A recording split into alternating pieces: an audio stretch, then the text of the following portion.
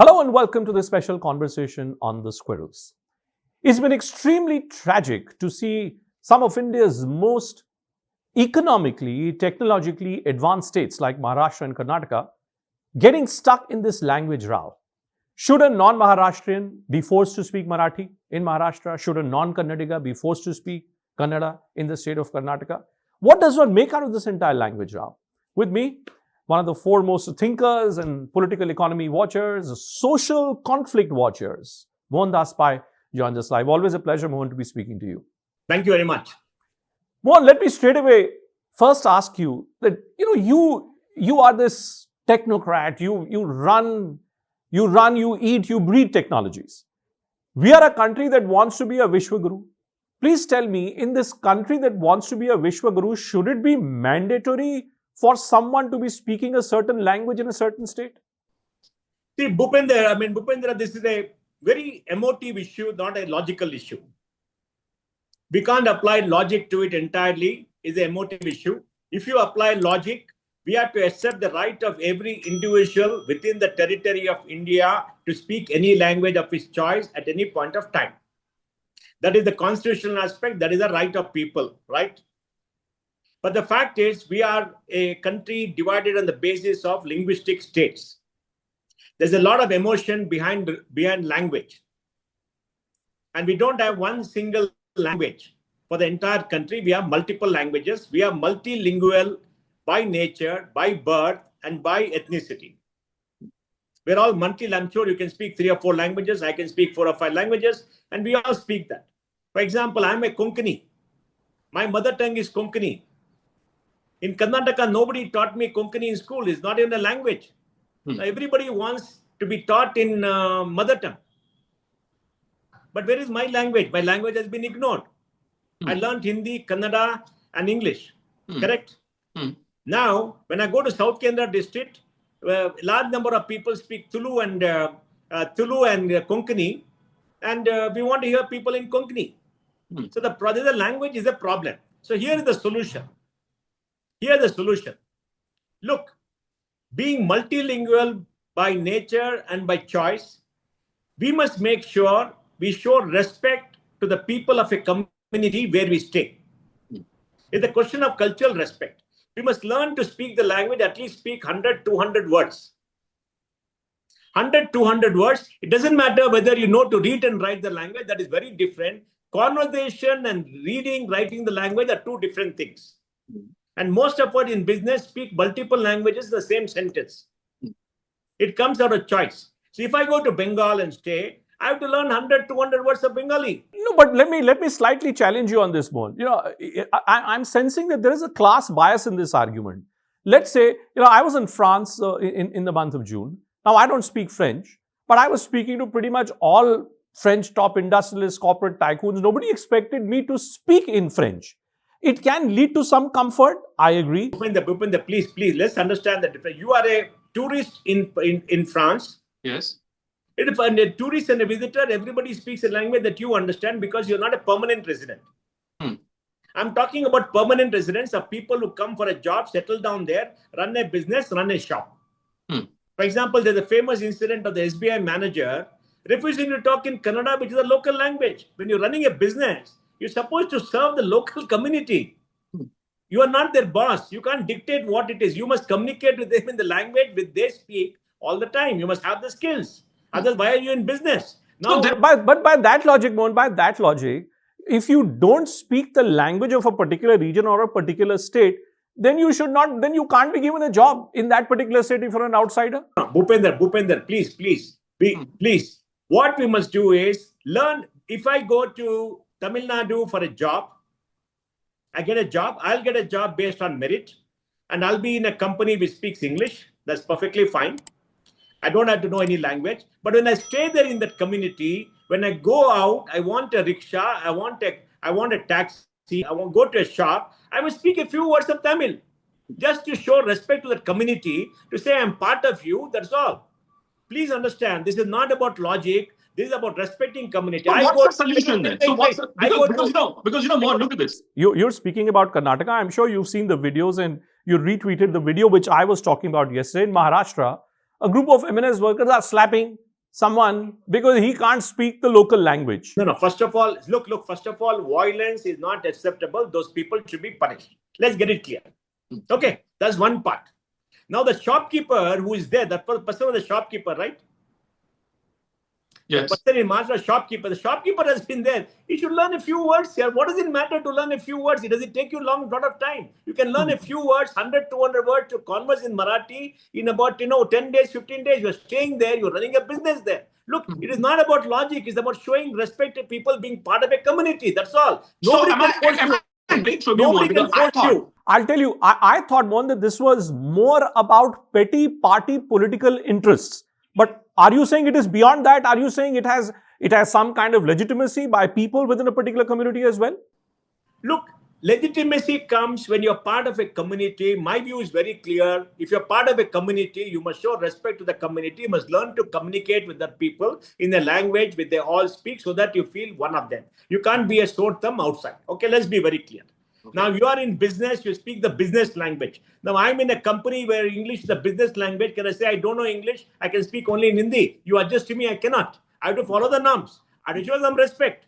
Please understand that. All right.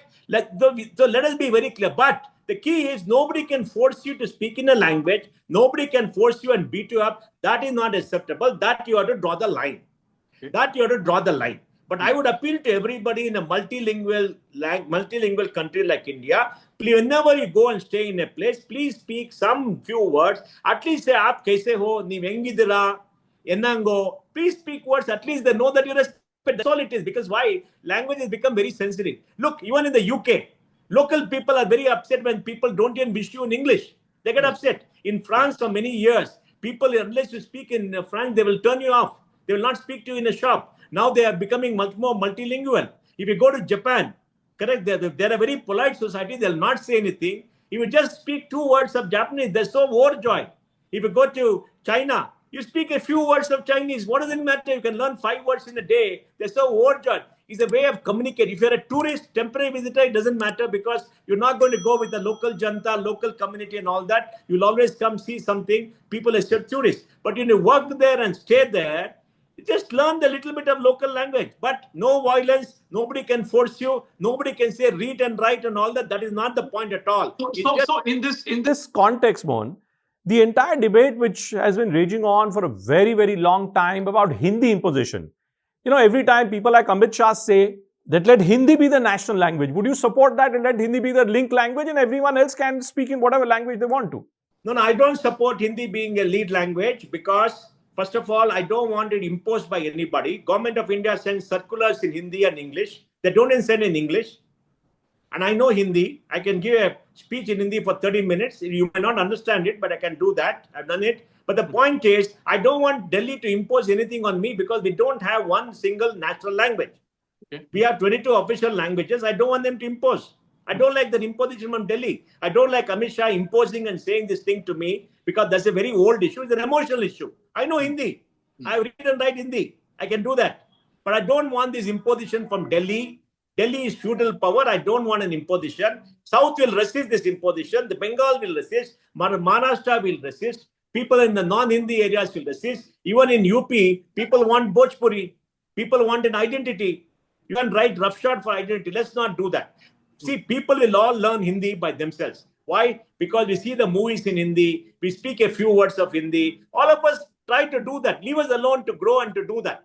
Don't rock the boat. Don't do anything. Don't get into an emotive area, which is so very difficult. I'll give you one more example. In all the states, politicians say we should have that local state medium. Okay? For class 1 to 5. Where do they send the children? English medium schools. We have a very senior politician whose grandson is in the international school. He tweeted, "I'm so happy my grandson graduated international school." What about all those poor children who were forced to go to government school where they don't teach them English? Parents want them to learn English. Now, we must know one thing very clear, right? Learning a language to speak and write is one thing, or write some rudimentary works. Learning a literature of a language is another thing. Learning a language, a communication is another thing. Communication skills you must have, in my view, the state language, Hindi, because you can speak it all over, and English for communication. Okay. Reading and writing, I would like my mother tongue or one language and English. Now look at me. My language is Konkani. Right. Now, Konkani doesn't have much literature still there. Now, where do I speak Konkani? I speak Konkani at home. I speak Konkani with family. I speak Kannada here because in my local interaction, I speak Kannada with a lot of friends. I speak English with you and everybody else. I speak Hindi with people who are from the north and others. I speak a few words of Tamil. I speak a few words of Telugu. I don't know much of Malayalam. I've not been exposed to that. Even though my first name is Talichari, my grandfather is from Kerala. I'm not there. But you see, we all adjust and we all learn. Let us be respectful of it. That's the only limited point I make. Bottom line, I hear you. Bottom line, I hear you say that this is not a rational subject, so don't look for logic or rationality. This is an emotional subject, so treat it with that emotion. And then, even for the school curriculum like Maharashtra, why should they impose Hindi, 3-language formula on everybody? What does it say? You ask the people to choose 3 languages they want. Let the parent decide. Okay. Every parent will decide they want English as a language.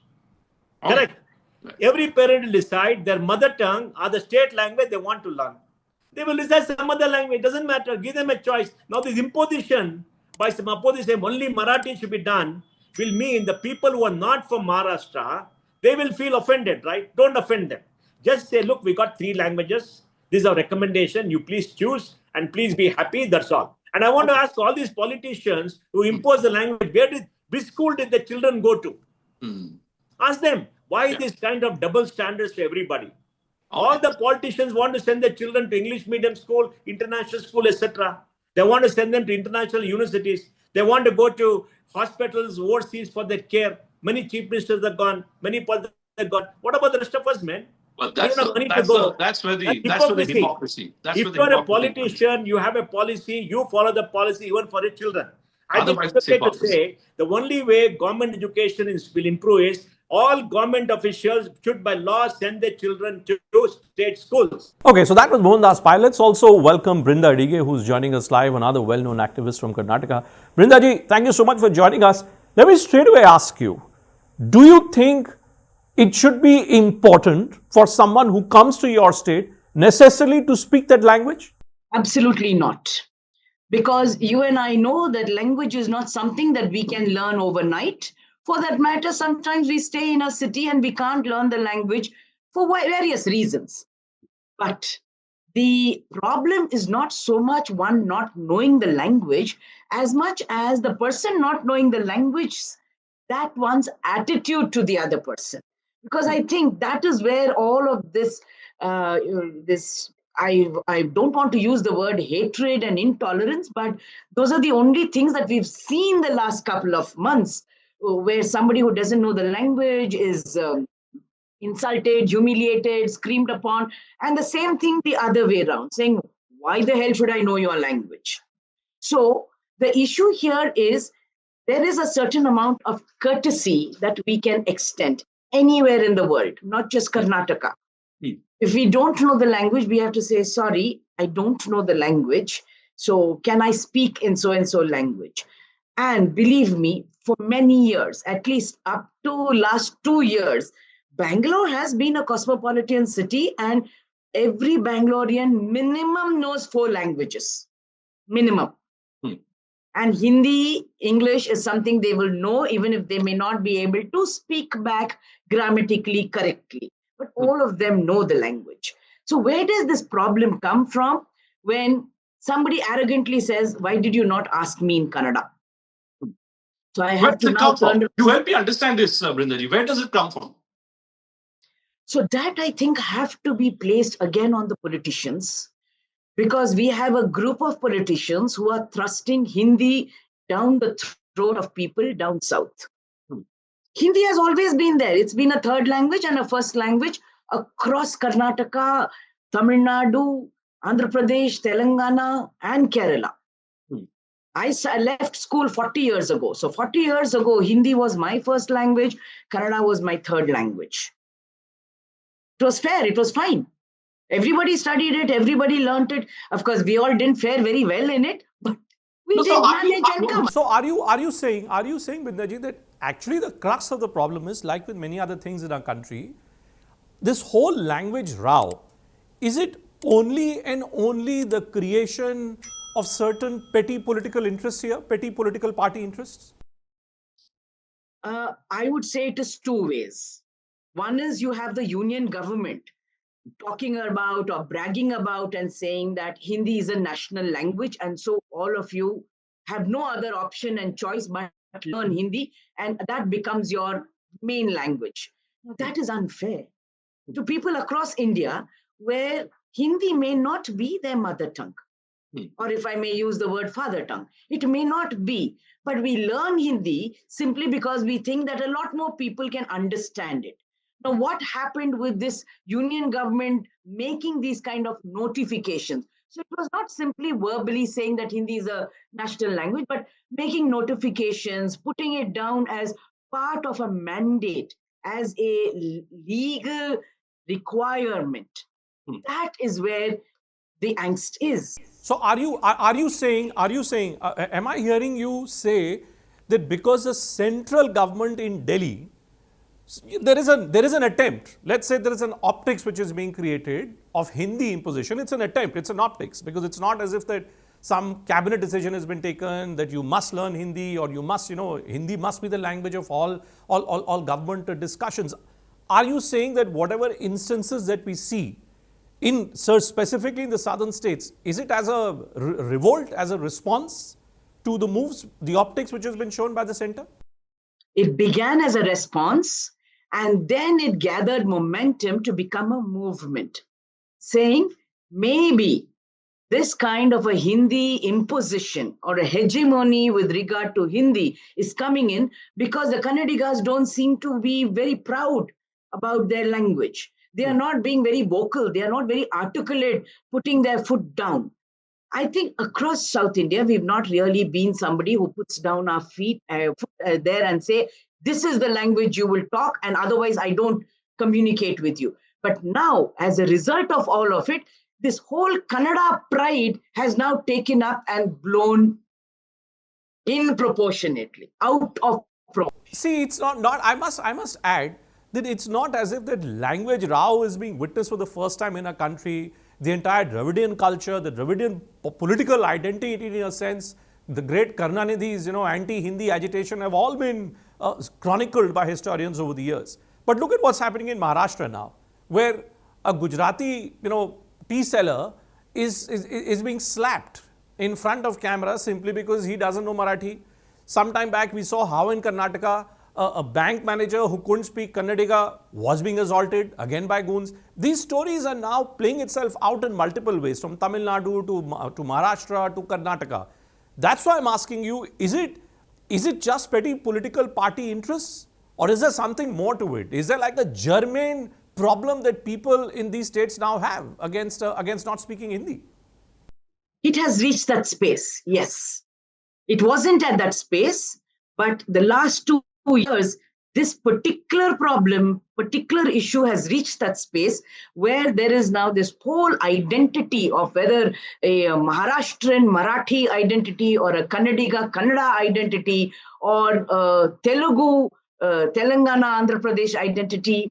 Kerala, we haven't seen so much. But Tamil Nadu, like you mentioned, since the early 60s, it has had a very, very strong bearing on people.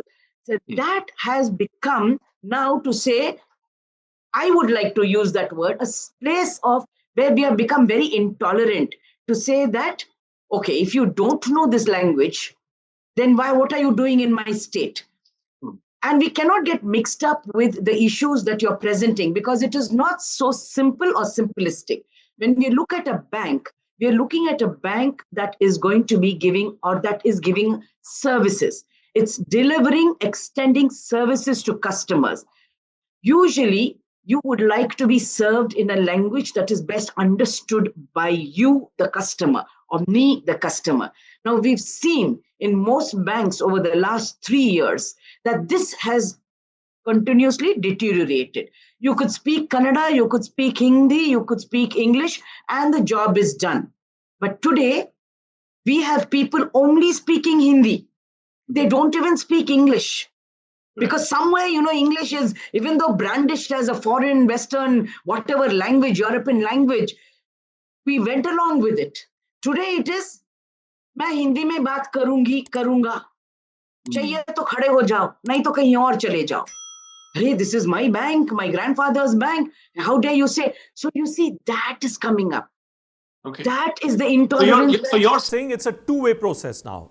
So it would be unfair just to blame, as I'm repeatedly saying, petty political party interests. You're saying there's something far more germane now. Yes. which has got into the minds of the people. Correct. Okay. All right. Okay, Brindaji, let's leave it there. Thank you so much. Thank you so much for joining us and sharing your thoughts with us.